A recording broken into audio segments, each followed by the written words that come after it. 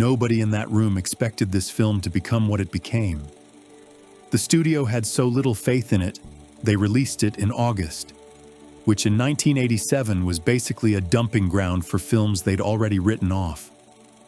Swayze had pushed hard for the role. The producers weren't sure he could carry a romantic lead. That premiere night, after the screening, nobody was unsure about anything anymore. What strikes me about this photo every time is how ordinary it looks. Three guys in tank tops, squinting into the sun. You'd never know you were looking at one of the most complicated family stories in Hollywood. Martin raised both boys around film sets, around real actors doing serious work, and both of them went into the business. Emilio quietly built a career on his own terms and kept the family name. Charlie went a different direction. This photo was taken before any of that was written. That's the part that gets me. The studio did not want Eddie Murphy. That's the part of this story that gets buried. They had their own list. Other names, safer choices, people they'd worked with before. Murphy was a TV comedian, barely known outside Saturday Night Live. Nolte reportedly fought for him. The story goes that he told the producers if they wanted him in the film, Murphy came with the deal. Before Fast Times, before the pool scene that every guy in America remembers exactly where he was watching. This photo was taken the same year, and she looks like she has no idea what's about to happen to her career. She probably didn't. Two of the biggest TV stars of the 80s, standing outside one of the most famous restaurants on the Strip, looking like they own the place. And honestly, in 1987, they kind of did. Miami Vice was at its peak. Moonlighting had made Willis a household name. What's interesting is how differently both their film careers would go from this exact moment. One found it. One chased it. Everyone talks about this film like it belongs to Ferris. And it does. But people forget that Broderick had serious reservations about taking the role. He'd just come off a Broadway run, was thinking about staying in theater. Someone talked him into it. I think we all know how that turned out. What made this partnership work was something you couldn't manufacture in a casting session. Gibson was unpredictable on screen, genuinely not performed.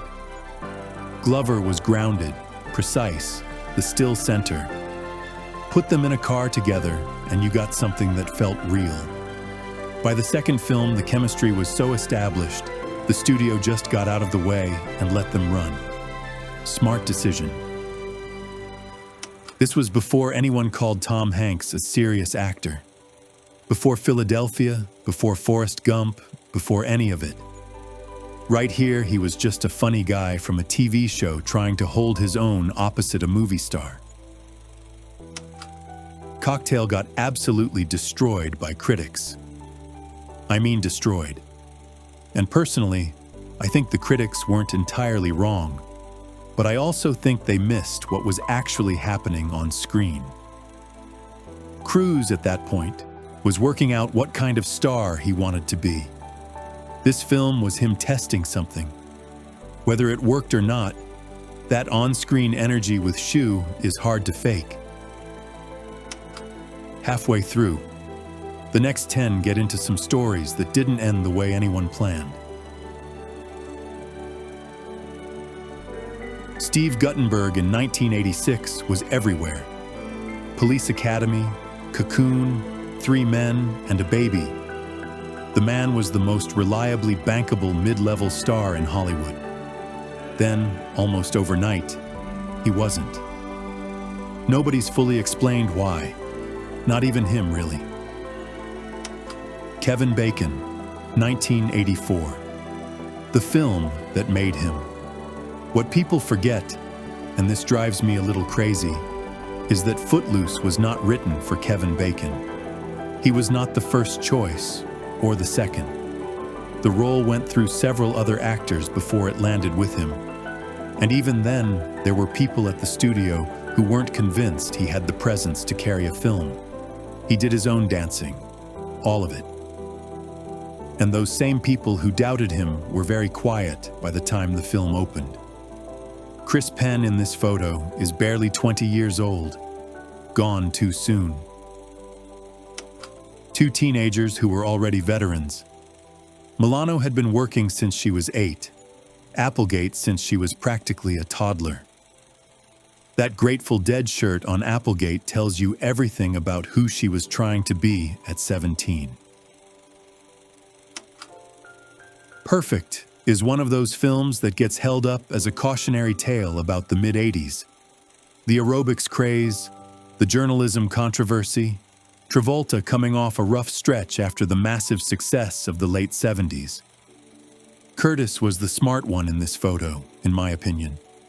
She knew exactly what the film was, she played it straight, and she walked away from it without any damage. Travolta needed it to work. It didn't. They'd met on Family Ties. She played his girlfriend on the show, and somewhere between takes, the on-screen relationship became something else. By the time this photo was taken at the Emmys, they'd been together for a while, and you can see it. The way she's turned slightly toward him, the way he's half aware of the camera and half aware of her. They married the following year, still married. In this industry, after everything that would come later for him, that story deserves more than a footnote. Rain Man, 1988. By the time this photo was taken on set, the film had already been through 3 different directors. 3. The project had been in development for years, changed hands, stalled, nearly died. Hoffman had stayed attached through all of it. Cruise came on relatively late. Levinson was the director who finally got it made. The story goes that even during production, nobody was sure the film would hold together. It won Best Picture. 3 people in this photo who ended up having wildly different decades ahead of them. Nobody looking at this promo shot in 1985 could have predicted how any of those stories would go. This one is a strange chapter for both of them. Aykroyd was trying to find something after the Ghostbusters peak, a comedy that would stick. Basinger was coming off a run of serious films and wanted something lighter. The film didn't work, but what happened between them off-screen did. They started dating during production. I've always found it interesting when the movie fails, but the relationship survives. Before Pretty Woman, before the studio deals and the covers and all of it, Julia Roberts was a 20-year-old from Georgia working a small-budget film in Connecticut, splitting scenes with Lily Taylor, who was frankly just as good. The story goes that Roberts was not the first choice for her role either. Someone else dropped out. That's how careers get made sometimes. Pure accident. The third film is the one people always underrate, and I've never understood that. Lloyd committed completely to every single moment of that trilogy. Steinbergen came in and matched him beat for beat. That's harder to do than it looks. This is the photo I kept coming back to in this whole set.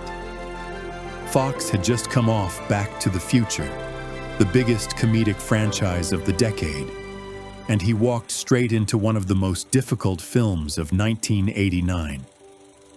Casualties of War is a war film, a moral film, a film about what happens when one person refuses to look away. De Palma pushed him into territory he hadn't worked in before. He held up. The film didn't get the attention it deserved then. It still doesn't now.